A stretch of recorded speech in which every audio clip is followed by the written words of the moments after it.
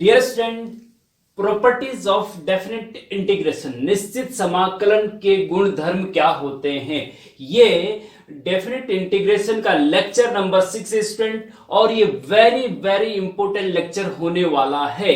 इसमें इस प्रकार के क्वेश्चन पूछे जाते हैं, जैसे कि क्वेश्चन नंबर 1, इवेलुएट इंटीग्रेशन 0 से π/2 रूट के अंदर sin x whole upon root sin x plus root cos x dx। इस प्रकार के क्वेश्चन ये कई बार आपके डिप्लोमा सेमेस्टर एग्जाम में ये क्वेश्चन आ चुका है स्टूडेंट, इसलिए ये क्वेश्चन वेरी इंपॉर्टेंट है। इसी प्रकार के और भी वेरी इंपॉर्टेंट क्वेश्चन हम आपको आगे बताने वाले हैं, लेकिन और ध्यान देने वाली बात स्टूडेंट ये है कि पिछले सालों के डिप्लोमा सेमेस्टर एग्जाम के क्वेश्चन पेपर आप उठा के देखिए, उनमें मैक्सिमम डेफिनेट इंटीग्रेशन जो क्वेश्चन आ रखा होगा वो डेफिनेट इंटीग्रेशन की प्रॉपर्टी से ही आ रखा होगा। तो इसलिए ये वेरी इंपॉर्टेंट लेक्चर और वेरी इंपॉर्टेंट टॉपिक हो जाता है। इसमें हम इस क्वेश्चन को या इस प्रकार के बहुत इंपॉर्टेंट क्वेश्चन को पहले करवाने से पहले हम आपको कुछ प्रॉपर्टीज ऑफ डेफिनेट इंटीग्रेशन बताने वाले हैं। निश्चित समाकलन के गुण धर्म 7 प्रॉपर्टीज हैं, उनको आप फिंगर टिप पे याद कर लेंगे, थोड़ा हम समझाएंगे और समझने के बाद 100% आपको समझ में आएगा और याद भी हो जाएगा। साथ में थोड़ा सा लॉजिकली समझना है स्टूडेंट, क्योंकि देखिए ये केमिस्ट्री नहीं है कि इस फॉर्मूले को भी रट डालो, इस फॉर्मूले के भी रट डालो, ये मैथमेटिक्स है स्टूडेंट। थोड़ा सा लॉजिकल आपको चलना होगा, याद भी करना है तो लॉजिकल तरीके से करना होगा। तो ये वेरी इंपॉर्टेंट लेक्चर शुरू करते हैं। तो मैथ्स गुरुजी एनओटीएल चैनल में आपका स्वागत है। मैं पिछले 10-11 सालों से एज ए मैथ्स लेक्चर विभिन्न संस्थानों में 11th 12th and polytechnic students को मैथमेटिक्स पढ़ाते आ रहा हूं। तो चलिए लेक्चर शुरू करते हैं। तो डियर स्टूडेंट, सबसे पहले हम बात करते हैं प्रॉपर्टी 1 की। P1 के नाम से हम इसको लिखते हैं और ये इस क्वेश्चन को तब सॉल्व करेंगे। देखिए ये प्रॉपर्टी बेस्ड क्वेश्चन है, ऐसे आप सॉल्व करेंगे बिना प्रॉपर्टी के तो नहीं हो पाएगा बहुत, और प्रॉपर्टी से अगर आप करेंगे तो बहुत इजीली चुटकियों में ये क्वेश्चन हो जाएगा। लेकिन पहले प्रॉपर्टीज को थोड़ा सा समझ लेते हैं, उसके बाद इंपॉर्टेंट क्वेश्चन ये करते हैं। प्रॉपर्टी 1 देखिए student, integration a to b fx dx is equal to, आप लिख सकते हैं integration a to b ft dt। Okay, मतलब कहने का मतलब यह है कि जो वेरिएबल है ना, वेरिएबल को आप चेंज करेंगे तो कोई फर्क नहीं पड़ेगा, दिस इक्वल टू दिस ही रहेगा, कोई फर्क नहीं पड़ेगा। मतलब वेरिएबल x है यहाँ पे, तो x जहां पे भी x दिख रहा है वहां पे x की जगह t रख दिया, x की जगह t रख दिया वेरिएबल, तो उस पे क्वेश्चन के सॉल्यूशन पे कोई फर्क नहीं पड़ेगा। जो इसका सॉल्यूशन है वही इसका भी सॉल्यूशन होगा। यही प्रॉपर्टी फर्स्ट है।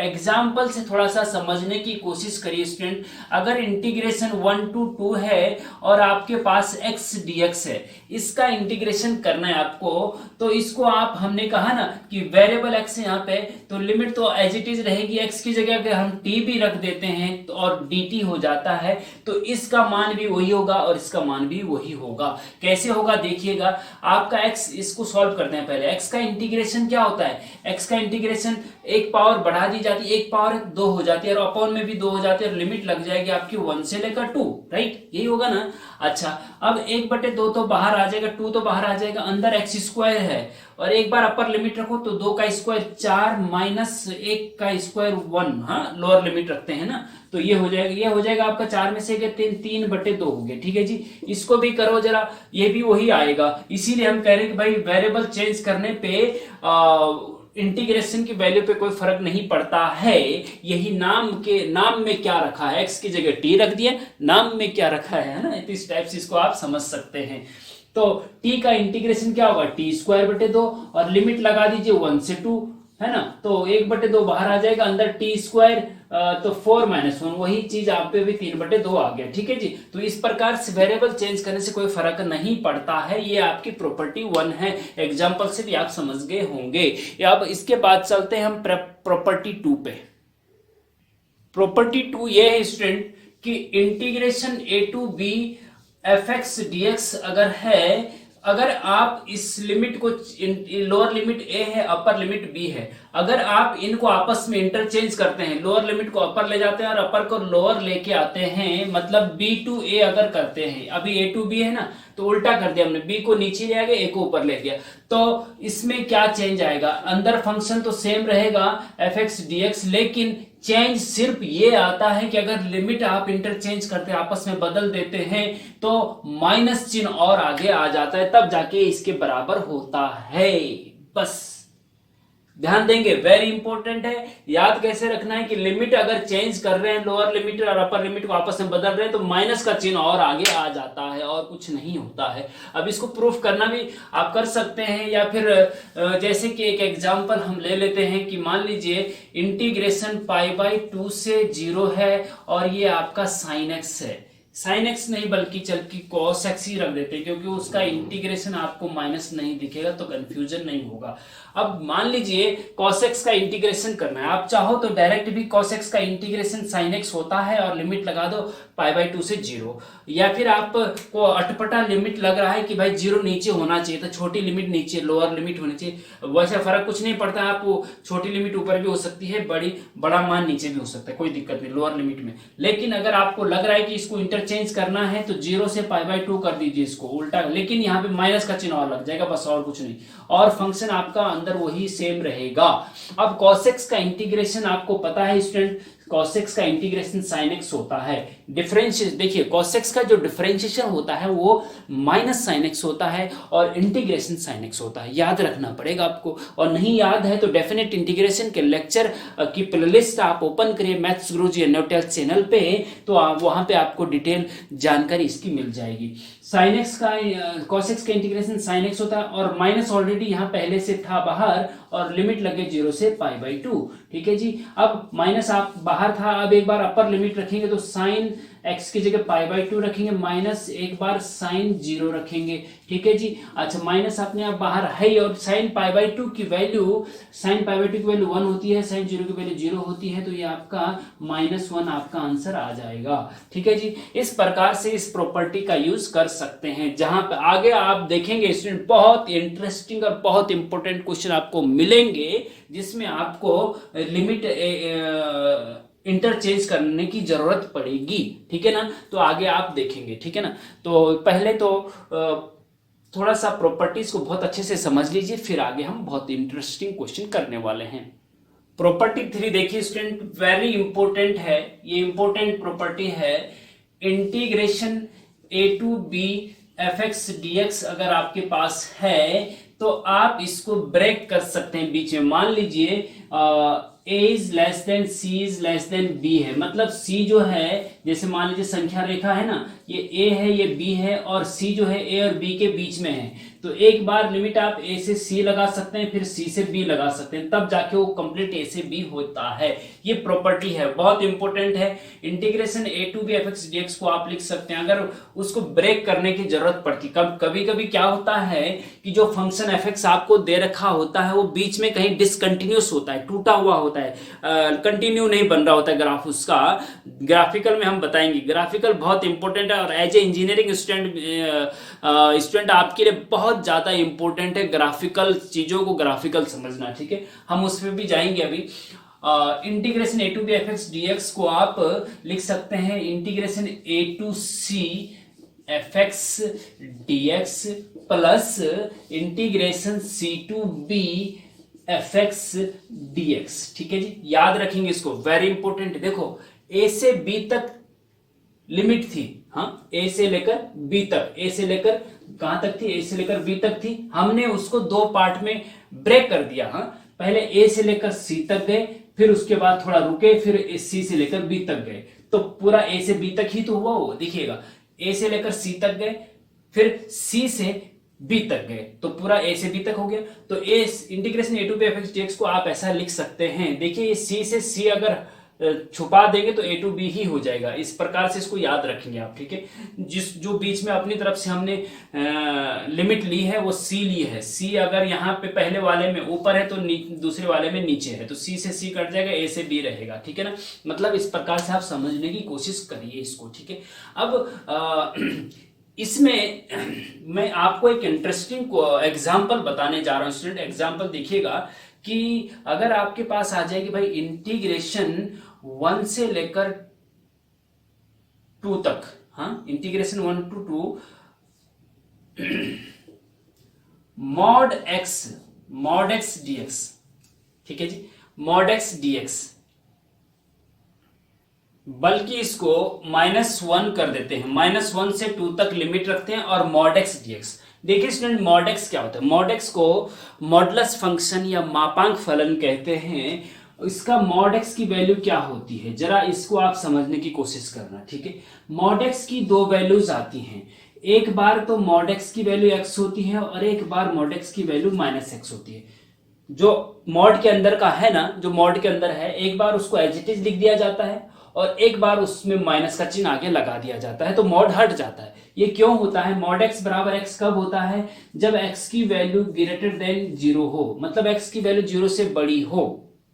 और मॉड एक्स का -x मान कब होता है, जब एक्स की वैल्यू 0 से छोटी हो। देखिए हम आपको कई बार बता चुके हैं स्टूडेंट कि 2 का मॉड क्या होता है, 2 होता है ना, 2 का मॉड 2 होता है और -2 का मॉड भी 2 होता है, ठीक है ना। मॉड लगाने से नेगेटिव वैल्यू पॉजिटिव हो जाती है। अब ये क्यों, देखिए मॉड एक्स को हमने x क्यों लिखा, जब x 0 से बड़ा हो, जब x 0 से, x की जगह यहाँ पे 2 है, जब 2 0 से बड़ा हो तो मॉड 2 को सीधा 2 लिख दिया जाता है, जैसे मॉड x को x लिख दिया, ठीक है जी।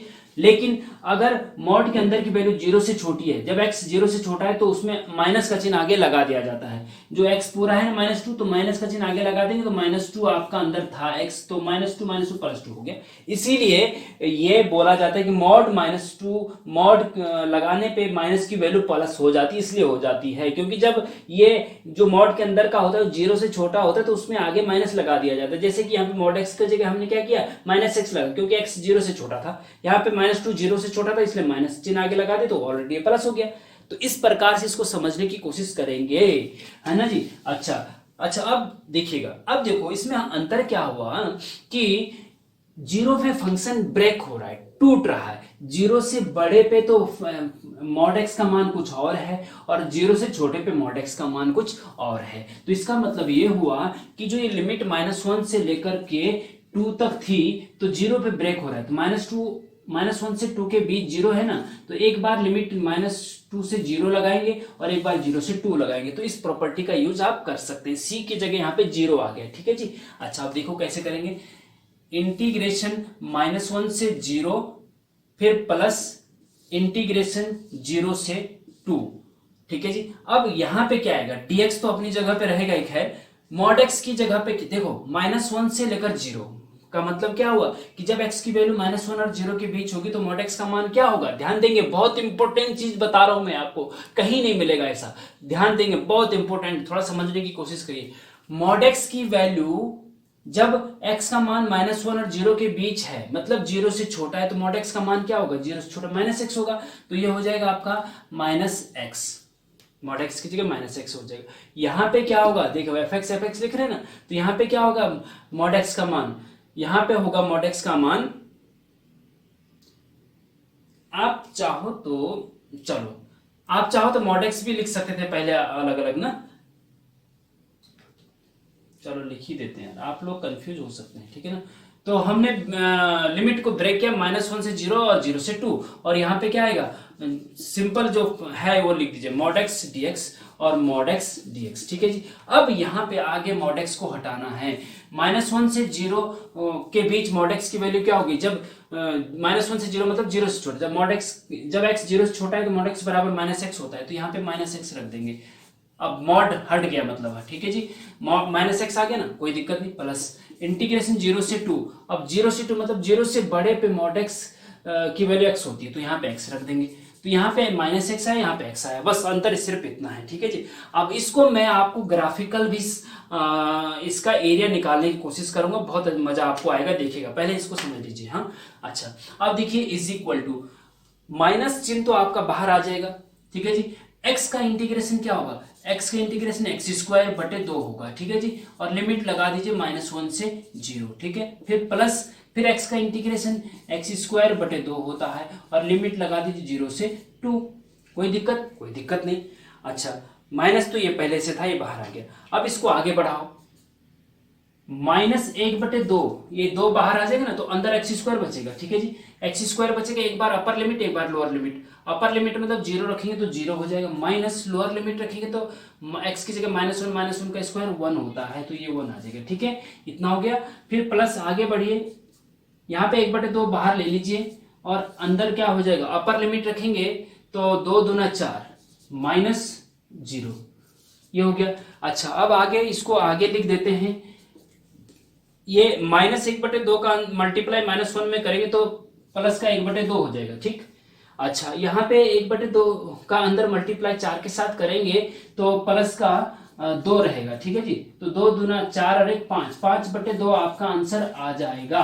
5/2 आपका आंसर आ जाएगा। अब इसी क्वेश्चन को ध्यान देंगे, वेरी इंपॉर्टेंट चीज बता रहा हूं, इसी क्वेश्चन को हम ग्राफिकल आपको बताने की कोशिश करते हैं, ग्राफिकल, राइट। अब आपको इसका ग्राफिकल आप तभी कर सकते हैं जब आपको पता हो कि इसका ग्राफ कैसे बनता है।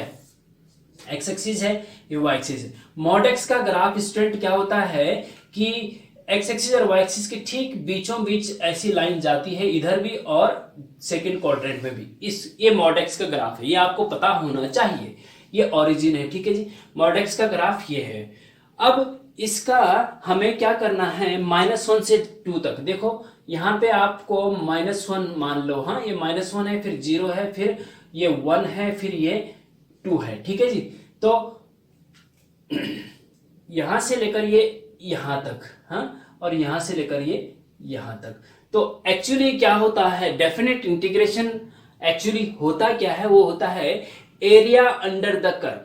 हाँ, एरिया अंडर द कर्व, जो फंक्शन है उसके ग्राफ कर्व, उससे जो कर्व बन रहा है, जो फंक्शन है fx, हाँ मॉड एक्स का जो फंक्शन है, उसके अंडर में कितना एरिया कवर हो रहा है, एक्स एक्सिस और वो कर्व जो है उसके अंडर में कितना एरिया कवर हो रहा है, वही डेफिनिट इंटीग्रेशन होता है एक्चुअली में। ठीक है जी, ये हो गया। तो इसका एरिया निकालना है आपको, इसका एरिया क्या होगा। अब देखिए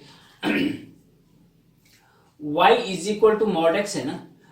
अब यहां पे x की वैल्यू -1 है, तो y बराबर क्या हो जाएगा, अगर x की वैल्यू -1 रखें तो y बराबर 1 होगा ना। तो इसका मतलब यहाँ पे y की वैल्यू क्या हो जाएगी, 1 हो जाएगी। यहाँ पे y की वैल्यू क्या हो जाएगी, इसके ठीक सामने 1। तो इस पॉइंट के कोऑर्डिनेट हो जाएंगे -1, 1। तो कहने का मतलब ये है कि अगर यहां से यहां तक की डिस्टेंस -1 है तो यहां से यहां तक की डिस्टेंस क्या है, 1 है। ठीक है, 1 है। ठीक, अच्छा, अब यहां से लेकर यहां तक की डिस्टेंस क्या होगी। अब जब यहां पे y बराबर mod x है ना, तो यहाँ पे x की वैल्यू 2 है, 2 रखेंगे तो mod 2 का y बराबर 2 हो जाएगा, मतलब ये 2 है। तो यहां से लेकर यहां तक आपकी 2 डिस्टेंस आ जाएगी, और यहां से यहां तक कितनी डिस्टेंस है, ये भी 2 डिस्टेंस है। अब देखिए ये त्रिभुज बन रहा है, अगर हम इसको त्रिभुज मान ले तो आधार क्या होता है, त्रिभुज का क्षेत्रफल होता है 1/2 आधार गुणा ऊंचाई, हाँ 1/2 बेस इंटू हाइट। तो 1/2 गुणा बेस इसका 1 है, इंटू हाइट इसकी भी 1 है, तो कितना हो गया इसका 1/2 इसका एरिया हो गया इसका। हाँ, अब इसकी बात करते हैं। इसका एरिया है जी आपका 1/2 गुणा बेस इंटू हाइट। बेस इसका 2 है, इंटू हाइट इसकी 2 है, तो ये हो जाएगा 2 2, तो 2 बच जाएगा। तो इसका तो 2 आ गया, इसका 1/2, दोनों को जोड़ देंगे तभी तो पूरा एरिया आएगा। तो दोनों को 2 दूना 4 1 5, 5/2 आ गया। तो इस प्रकार से यहाँ पे देखिए, यहाँ पे भी 5/2 आया और यहाँ पे भी 5/2 आया। तो under the curve, area under the curve he definite integration होता है स्टूडेंट। अगर आपको ग्राफ पता है तो ग्राफ से आप आसानी से किसी भी एरिया का, आगे हम एरिया अंडर द कर्व के बारे में एक अलग चैप्टर इसमें है डेफिनिट इंटीग्रेशन में, आपके पास एग्जाम में भी कई बार वो पूछा जाता है, उसका डिस्कशन आगे करेंगे। यहाँ पे हमने इस प्रॉपर्टी की वजह से हम इतना घुस गए आगे कि हमको ये बताना पड़ गया कि इस प्रॉपर्टी का यूज कैसे होता है। ठीक है, इस प्रकार से आप इसको कर सकते हैं। लेकिन ये तो चलो ठीक है, हो गया। अब मैं आपको होमवर्क दे रहा हूं। चलो स्टूडेंट, ऐसा है कि इस प्रॉपर्टी पे बेस्ड कुछ क्वेश्चन दे रहा हूं। एक तो दे रहा हूं मैं आपको कि इंटीग्रेशन 0 से 3 mod x - 1 dx। देखो mod x - 1 dx है ये, ठीक है जी। इसको आपको करना है, ठीक है। क्वेश्चन नंबर 2, एक क्वेश्चन दे रहा हूं मैं, इंटीग्रेशन 0 से पाई tan x dx। बहुत इंपॉर्टेंट है, बहुत इंपॉर्टेंट है। ये आपको लगेगा कि भाई tan x का डिफरेंशिएशन क्या होता है। tan x का डिफरेंशिएशन होता है log sec x। हाँ सॉरी, tan x का इंटीग्रेशन क्या होता है, log sec x। हाँ यही होता है ना। और log sec x आपको लगेगा कि भाई tan x का डिफरेंस log sec x रख दो, लिमिट रख दो, लेकिन ऐसा नहीं है, क्योंकि ये फंक्शन 0 से पाई के बीच ब्रेक हो रहा है। tan x का ग्राफ आपको पता होना चाहिए स्टूडेंट कि जैसे कि ये 0 है, ये π/2 है, ये 1π/2, एक 2π/2 करके इस टाइप से होता है। और π/2 पे tan अपरिभाषित होता है। tan x का ग्राफ ऐसे होता है, आपने 11th-12th में पढ़ा होगा स्टूडेंट, इस प्रकार से tan x का ग्राफ होता है। अगर 0 से पाई की बात करें तो पाई पे ये ब्रेक हो रहा है, तो इसका मतलब एक बार एक 0 से π/2 तक जाएगा, फिर π/2 से पाई तक जाएगा, जैसे कि 0 ये है। इस प्रॉपर्टी का यूज इस प्रकार से आपको करना पड़ेगा, ठीक है ना। तो ये हिंट में दे रहा हूं, आप इसको कर लीजिएगा। क्वेश्चन नंबर 3 में आपको दूसरा दे रहा हूं स्टूडेंट, ये ग्रेटेस्ट इंटीजर फंक्शन, इंटीग्रेशन 0 से 3 greatest integer function x dx, ठीक है जी। महत्वपूर्ण पूर्णांक फलन 11th-12th में आपने पढ़ा होगा, वेरी इंपॉर्टेंट है। ग्रेटेस्ट इंटीजर फंक्शन 0 से 3 तक, ये जो है एक बार 0 से 1, 1 से 2, 2 से 3 करके ये होगा। इसको आप कर लीजिएगा और हमें बताइएगा आप कितने तरीके से इसको कर सकते हैं। और मैं आंसर इसका बता दे रहा हूँ स्टूडेंट, इसका आंसर जो है ना, आंसर इसका 3 आना चाहिए, ठीक है। और इसको ग्राफिकल भी और इजी तरीके से कर सकते हैं, लेकिन आप फिलहाल इसको खुद कर लीजिए और हमें बताइए। अब नेक्स्ट प्रॉपर्टी देखिए स्टूडेंट, वेरी इंपॉर्टेंट प्रॉपर्टी है ये बहुत ज्यादा इंपॉर्टेंट प्रॉपर्टी है। इस पे बेस्ड बहुत ज्यादा क्वेश्चन आपके डिप्लोमा सेमेस्टर एग्जाम में पूछे जाते हैं। प्रॉपर्टी है कि integration a to b fx dx, ध्यान से देखेंगे, इज इक्वल टू होता है या लिख सकते हैं integration a to b f of, इन दोनों लिमिट्स का सम में से घटा दो आपका x और dx। जो फंक्शन में x है, जहां पे फंक्शन में x है उसमें आपको करना क्या है, जहां पे फंक्शन में x है उसमें उसकी जगह पे दोनों लिमिट का सम में से उसको घटा दीजिए और लिख दीजिए। तो इसके वैल्यू और इसकी वैल्यू में कोई अंतर नहीं आएगा, दोनों बराबर होता है। हाँ, जैसे कि एग्जाम्पल से आप थोड़ा सा समझने की कोशिश करेंगे कि इंटीग्रेशन 1 से 2 x प्लस 3, x प्लस 3 करें, क्या करें, x, हाँ जो भी है, मतलब x, चलो x की पावर 3 dx कर देते हैं, ठीक है जी। तो कहने का मतलब ये है कि अगर आपको ये प्रॉपर्टी में कुछ ये वाली प्रॉपर्टी लगानी है मान लीजिए, तो आप कैसे करेंगे कि इंटीग्रेशन x की जगह पे इन दोनों प्रॉपर्टी का योग करके 3x घटा देंगे। तो 1 और 2 3 है ना, 1 प्लस, जैसे a प्लस बी लिखा हमने, यहाँ पे सीधा 1 और 2 3 लिख देते हैं। तो 3 माइनस x लिखेंगे और उसका होल क्यूब। कहने का मतलब x की जगह पे जो x है ना, जो फंक्शन में जहां पे भी x मिलेगा आपको, उसमें आप इन दोनों लिमिट का सम करके x घटा देंगे, बस उसके x की जगह पे उसको लिख देंगे। बस इसको आप कर लीजिए। और ये तो खैर और लेंथी हो रहा है, हमें प्रॉपर्टी का यूज कैलकुलेशन को सॉर्ट करने के लिए करना है। ये केवल मैंने आपको समझाने की कोशिश करी है, अभी केवल समझाने की कोशिश करी है, ठीक है जी। अच्छा, अब जैसे मान लीजिए, अच्छा अगर इसकी जगह पे ऐसा होता 1 से 2 x माइनस 3 होता है, ठीक है जी, और dx। अब इसको आप प्रॉपर्टी लगाते हैं तो क्या करते हैं कि हम इसमें से इन दोनों को जोड़कर इसमें से इसको घटा दीजिए, x की जगह पे रख देना, बस और कुछ नहीं करना। अब मैं आपको एक इंपॉर्टेंट एग्जाम्पल और क्वेश्चन बताने जा रहा हूं जो कि इस प्रॉपर्टी पे बेस्ड है। तो स्टूडेंट बहुत इंपॉर्टेंट प्रॉपर्टी है, इसको आप समझने की कोशिश करिए या याद रखने की। इसको हम कुछ नाम दे देते हैं, इंपॉर्टेंट है ये बाहुबली बाहुबली बाहुबली प्रॉपर्टी है, बाहुबली नाम दे दे चलो। हाँ, बाहुबली प्रॉपर्टी है, इस बाहुबली प्रॉपर्टी के नाम से आपको याद भी रहेगा। और दूसरी चीज क्या है, इसमें एक नोट मैं आपको लिखाना चाह रहा हूं स्टूडेंट, कि अगर इंटीग्रेशन 0 से a है और fx dx है और तब आपको इस टाइप की प्रॉपर्टी लगानी है, तो आप इसको ऐसा भी लिख सकते हैं, इंटीग्रेशन 0 से a f of a minus x d x. ये भी एक अलग से प्रॉपर्टी मान लो, या इसका छोटा बच्चा है ये। हाँ, इसका छोटा बच्चा है। अगर यहाँ पे जीरो नहीं है, कहीं नहीं, ए टू बी है, तो दोनों को जोड़ करके एक्स घटा देते हैं, ठीक है जी। अब यहाँ पे जीरो है, जीरो टू ए है, तो अगर इसी प्रॉपर्टी को आपको लगाना है तो जीरो और ए को जोड़ करके एक्स घटा देंगे, तो जीरो और ए को जोड़ेंगे तो ए ही आएगा ना, तो ए माइनस एक्स रह जाएगा।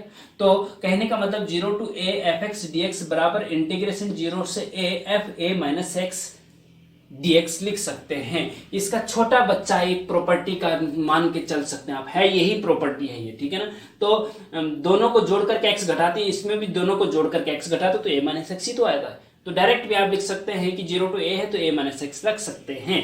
अब इस प्रॉपर्टी का ये वाली देखिए, ये क्वेश्चन जो सबसे स्टार्टिंग में मैंने लिखवाया था स्टूडेंट, वो है 0 से पाई बाई 2 और 0 से a की जगह पाई बाई 2 है। तो इस प्रॉपर्टी का इसको मान के चलो या इसको मान के चलो, इस प्रॉपर्टी का प्रयोग हम इसमें करेंगे। और फिर देखना आप, क्योंकि रूट के अंदर है भैया, रूट साइन एक्स है, रूट साइन एक्स है। अगर सब्स्टिट्यूशन जो हमने पिछले लेक्चर में बताया, सब्स्टिट्यूशन मेथड हुआ या पार्शियल फ्रैक्शन हुआ या बाय पार्ट हुआ, क्या उससे कर सकते हैं आप? नहीं कर सकते। रूट के अंदर कैसे निकालेंगे? cos x को t मान लो, cos x में sin x आता है, लेकिन रूट है यहाँ पे, तो संभव नहीं है। तो आप कैसे करेंगे देखिएगा, बहुत ज्यादा इंपॉर्टेंट क्वेश्चन है और बहुत ज्यादा इंपॉर्टेंट प्रॉपर्टी है ये, बाहुबली प्रॉपर्टी, इसीलिए मैंने इसका नाम दिया है स्टूडेंट। अब देखिएगा, हम क्वेश्चन नंबर 1 को सॉल्यूशन देखते हैं, ठीक है, ध्यान देंगे। हाँ, इसको कुछ मान लीजिए, let i is equal to, I मान लिया इसको, हाँ, i is equal to integration 0 से pi by 2 root sine x. ध्यान देंगे, बहुत इंपॉर्टेंट क्वेश्चन है, आपके डिप्लोमा सेमेस्टर एग्जाम में 10 मार्क्स का पूछा जाता है। Root sine x upon root sine x plus root cos x, ठीक है जी, ये हो गया। अब इसको हमने मान लिया इक्वेशन नंबर 1, ठीक है। अच्छा, एम्प्लाइज हमने क्या किया कि हमने प्रॉपर्टी 4 लगा दी, बाहुबली प्रॉपर्टी लगाने पर। तो एम्प्लाइज आई बराबर 0 से, या चलो बाहुबली प्रॉपर्टी लगाने पर 0 से आई बराबर 0 से pi by 2 root sine x. देखिए, x की जगह पे क्या रखना है, इन दोनों को जोड़ करके x घटा दो, इन दोनों को जोड़ करके x घटा दो, बस x की जगह पे वो रखना है। अब यहाँ पे x की जगह पे क्या रखेंगे, पाई बाई 2 माइनस एक्स। जैसे यहाँ पे a माइनस एक्स रखा था ना x की जगह पे, यहाँ पे पाई बाई 2 माइनस एक्स रखेंगे, जहाँ पे भी x है वहां पे पाई by 2 minus x, pi by 2 minus x होगा, और कुछ नहीं होगा, ठीक है ना। तो ये हो जाएगा root sine pi by 2 minus x. समझ रहे हैं बात को? आप समझने की कोशिश करिए, ये प्रॉपर्टी लगा रहा है ये वाली। हाँ, चाहो तो आप इसको भी बोल सकते हैं, भाई दोनों को जोड़ करके तो पाई बाई 2 ही आना है ना, तो ए माइनस एक्स कर दे रहे, पाई बाई 2 माइनस एक्स कर दे रहे, और रूट ध्यान से देखेंगे, root sine pi by 2 minus x, right, plus root cos pi by 2 minus x, ये हो गया जी। और यहां पे आपने dx लगा दिया, राइट। अच्छा, अब इसको थोड़ा सा और आगे करिएगा, इज इक्वल टू इंटीग्रेशन 0 से पाई बाई 2, देखिएगा। हाँ, रूट के अंदर क्या मिला आपको, sine pi by 2 minus theta, sine 90 minus theta बराबर क्या होता है पता है आपको भाई, कॉस थीटा होता है, और कॉस 90 माइनस थीटा बराबर साइन थीटा होता है। ट्रिग्नोमेट्री के डिटेल लेक्चर आप पढ़ सकते हैं ट्रिग्नोमेट्री के प्लेलिस्ट में जाके, ठीक है, अगर ये पता नहीं है आपको तो ये आपको पता होना चाहिए। साइन पाई बाई 2 माइनस मतलब 90, पाई बाई 2 माइनस थीटा बराबर cos theta, sign pi by 2 minus x बराबर कॉस एक्स हो जाएगा, तो रूट कॉस एक्स हो गया। अपॉन देखेंगे, बहुत इंपॉर्टेंट है, यहाँ पे आ जाएगा आपका रूट कॉस एक्स, क्योंकि पाई बाई 2 माइनस एक्स है, sign pi by 2 minus x, plus cos pi by 2 minus x sine x हो जाएगा, ठीक है जी, dx। इसको इक्वेशन नंबर 2 मान लो। तो I बराबर ये है और I बराबर ये है। इक्वेशन 1 और 2 को जोड़ दीजिए, जरा जोड़ दीजिए, क्या आएगा देखिएगा। इक्वेशन 1 और 2 को जोड़ दीजिए तो क्या आएगा देखो। 1 प्लस 2 एम्प्लाइज I और I जुड़ करके 2I हो जाएगा ना, हो जाएगा। अच्छा, और इसको जोड़ेंगे तो भाई जब इनको जोड़ेंगे दोनों को, दिस पूरा दिस प्लस दिस, हाँ, तो फंक्शन आपस में जुड़ जाएंगे। फंक्शन क्या हो जाएंगे, आपस में जुड़ जाएंगे। तो इंटीग्रेशन 0 से π/2, क्योंकि लिमिट तो सेम है ना, 0 से π/2, 0 से π/2, हाँ, तो फंक्शन आपस में जुड़ जाएंगे, एक साथ हो जाएंगे। इसको और इसको जोड़ दो और इंटीग्रेशन एक ही रहेगा। जब इसको और इसको आप जोड़ेंगे तो हर दोनों के बराबर है, हर root sine x plus root cos x, root sine x plus root cos x, भले कॉस से रूट कॉस एक्स पहले लिखा हो कोई फर्क नहीं, क्योंकि बीच में प्लस का चिन्ह है तो कम्यूटेटिव लॉ का पालन करता है। तो हर बराबर है, और जब हर बराबर हैं तो अंश आपस में जुड़ जाते हैं। जब डिनोमिनेटर सेम होते हैं तो न्यूमरेटर आपस में जुड़ जाते हैं, और नीचे आपका सेम रहेगा root sine x plus root cos x, हर बराबर रहेगा ना, और ऊपर के जुड़ जाएंगे। क्या जुड़ जाएंगे, रूट साइन एक्स, यहां रूट साइन एक्स था, प्लस यहाँ पे रूट कॉस एक्स है। ठीक है जी, कोई दिक्कत नहीं है ना, और dx लगा दिया। अब देखेंगे दिस और दिस सेम हो रहा है ना, और जब ऊपर नीचे सेम होता है तो दोनों कट जाते हैं ना, तो 0 से π/2 यहाँ क्या बचेगा, 1 बचेगा और dx बचेगा। ठीक है जी, कोई दिक्कत नहीं। यहां से ये पूरा का पूरा इससे ये कट जाएगा, 1 बच गया। अब 1 का इंटीग्रेशन आपको पता है विद रिस्पेक्ट टू x होता है, और लिमिट लगा दीजिए 0 से π/2। तो एक बार अपर लिमिट एक बार लो, अपर लिमिट रखनी तो π/2 आएगा, और लोअर लिमिट रखनी तो माइनस का 0 आएगा, तो 0 लिखने की जरूरत, π/2। तो 2i बराबर क्या हो गया, π/2 हो गया। और जब 2i बराबर π/2, तो i बराबर 2 जो है इसमें बटे में चला जाएगा, तो ये हो जाएगा π/4, 2 का मल्टीप्लाई 2 के साथ π/4, तो i बराबर π/4 हो गया। और i हमने किसको माना था, इस पूरे को, है ना, i बराबर इस पूरे को माना था ना इंटीग्रेशन, तो इसका इंटीग्रेशन i के बराबर है, और वो आया आपका π/4, आपका आंसर आ जाएगा। तो π/4 आपका आंसर होगा इसका। ठीक है ना, तो इस प्रकार से ये प्रॉपर्टी की हेल्प से वेरी इजी तरीके से करे जा सकते हैं। प्रॉपर्टी 4 जो हमने बताई है उसका यूज बहुत सारे क्वेश्चन में आगे भी हम आपको बताएंगे। कुछ क्वेश्चन हम आपको होमवर्क देते हैं, इस क्वेश्चन से मिलते जुलते क्वेश्चन हम आपको होमवर्क के लिए देते हैं, जिससे कि आप उनको अपने हिसाब से प्रैक्टिस करके इस प्रॉपर्टी का यूज करके लगा सकते हैं। बाहुबली प्रॉपर्टी, आप बाहुबली की प्रॉपर्टी के नाम से इसको याद रख सकते हैं। तो स्टूडेंट इस प्रकार से क्वेश्चन नंबर 2, 3, 4, 5 ये आपके होमवर्क के लिए है। ठीक है, ये क्वेश्चन हम करा चुके हैं, इससे मिलते जुलते क्वेश्चन ही ये हैं, और वेरी इंपॉर्टेंट है चारों के चारों क्वेश्चन। आपके डिप्लोमा सेमेस्टर पॉलिटेक्निक में कई बार ये पूछे जा चुके हैं। अब देखिएगा 0 से π/2, 0 से π/2, 0 से π/2 है, तो वो प्रॉपर्टी 4 का यूज आप कर सकते हैं, बाहुबली प्रॉपर्टी का। ठीक है ना, तो उसकी हेल्प से आप इसको करिए और हमें बताइए कि कितना आपको समझ में आया है। बहुत इंपॉर्टेंट है। वीडियो को पॉज करके पहले प्रैक्टिस कर लीजिए, नहीं है तो थोड़ा सा हिंट हम ये दे रहे हैं भाई, इसमें तो इसी के जैसा लग रहा है, लेकिन यहाँ पे क्या है कि कॉट को कॉस बटे साइन कर दो, tan को साइन बटे कॉस कर दो, और एलसीएम लेकर के सेम इसी के जैसा ये हो जाएगा। बस कोई अंतर नहीं है इसमें, और इसमें कोई अंतर नहीं है, सारे के सारे इसके जैसे ही हो जाएंगे अगर आप साइन कॉस में बदल दें तो। ठीक है ना, बिल्कुल एक जैसे क्वेश्चन ही, और चारों के चारों बहुत इंपॉर्टेंट है। आप इसको बहुत अच्छे से प्रैक्टिस कर लीजिए और फिर हमें बताइए कि आपको कितना समझ में आ रहा है। तो इस प्रकार से स्टूडेंट ये प्रॉपर्टीज हम आगे भी बताएंगे। अभी 4 प्रॉपर्टी हुई है, 3 प्रॉपर्टी और हैं, उनको भी हम इसके बाद के लेक्चर में बताएंगे। इस आज के लिए इतना ही काफी, आप इनको प्रैक्टिस कर लीजिए, और उसके बाद इन 3 प्रॉपर्टी के साथ साथ जो आगे आने वाली प्रॉपर्टी उनके साथ साथ हम वेरी इंपॉर्टेंट क्वेश्चन भी साथ साथ करवाएंगे। और इस प्रकार से फिर नेक्स्ट लेक्चर में, इसके नेक्स्ट लेक्चर में, ये लेक्चर नंबर 6 है, 3 और 2, हाँ ये लेक्चर 6 है, डेफिनेट इंटीग्रेशन का लेक्चर 6 है। लेक्चर 7 में हम प्रॉपर्टी 5, 6, 7 बताएंगे और उससे रिलेटेड वेरी इंपॉर्टेंट क्वेश्चन बताएंगे। और लेक्चर 6, 7 के बाद 7 के बाद 8, लेक्चर 8 में हम फिर बाउंडेड एरिया डेफिनेट इंटीग्रेशन से बाउंडेड एरिया कैसे निकाला, बिल्कुल प्रॉपर तरीके से हम चल रहे हैं। एक एक टॉपिक को उठा करके आपके सारे कॉन्सेप्ट क्लियर करेंगे, जिससे कि आपको एक भी टॉपिक ऐसा ना लगे कि ये मेरा कवर नहीं हो पाया है, ये मेरे समझ में नहीं आया है, एग्जाम में आपको ऐसा फील ना हो।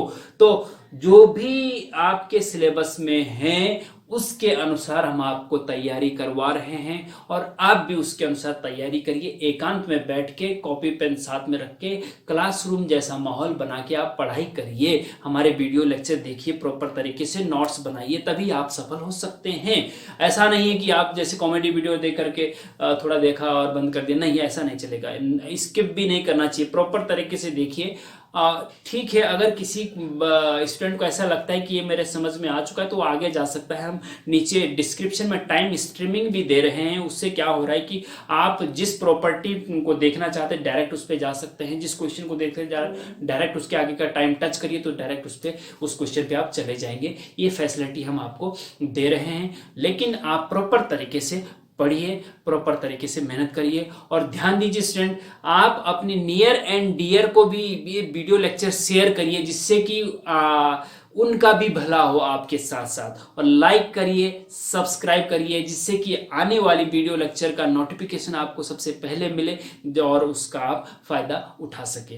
तो और लेकिन दूसरी सबसे इंपॉर्टेंट बात, घर में रहिए। कोरोना का बहुत खतरनाक स्थिति है, घर में रहिए, हाथ बार बार धोते रहिए, सोशल डिस्टेंसिंग मेंटेन रखिए अगर बाहर कहीं जाना भी है, और मास्क जरूर लगा के रखिए। अभी तो हमारे भारत सरकार के स्वास्थ्य मंत्रालय ने कह भी दिया है कि घर में भी आपको मास्क लगा के रखना चाहिए, क्योंकि कोई बंदा आपका घर से बाहर जा रहा है कभी, तो उसको मान लीजिए किसी को कोरोना, खुदा ना करे कोरोना हो जाए, तो उसमें क्या होता है कि उसको कोरोना अगर हो गया 14 दिन बाद लक्षण दिखते हैं, 14 दिन बाद लक्षण दिखते हैं। अगर उसने मास्क नहीं लगाया तो साथ के और घर में लोगों को फैला सकता है, तो बोला जाता है घर पे भी मास्क बनाएंगे। लेकिन अगर आप घर से बाहर नहीं जा रहे तो सावधानी रखिए, घर में हो सकता है मास्क घर में कंटिन्यू पहनना बड़ा मुश्किल है, क्योंकि बाहर ही नहीं पहना जाता घर में कैसे, है ना।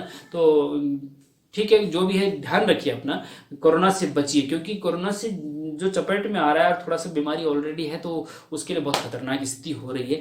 तो आप बचने की कोशिश करिए, अपना बहुत बहुत ख्याल रखिए और अपने मेहनत करिए। हमारे साथ आप भी मेहनत करो तो निश्चित रूप से आप बड़ा मुकाम हासिल करेंगे, एक बहुत अच्छे इंजीनियर बनिए और बहुत अच्छा नाम रोशन करिए, अपना भी, देश का भी, अपने माँ बाप का भी।